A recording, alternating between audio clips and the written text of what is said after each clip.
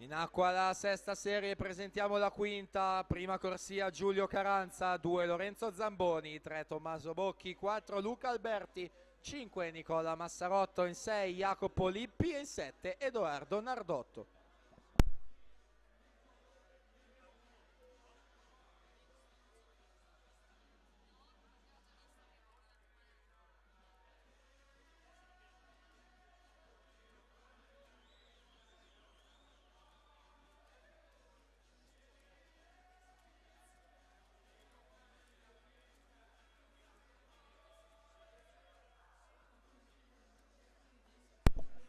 Riccardo Miele 1:10:92, si aggiudica la serie numero 6.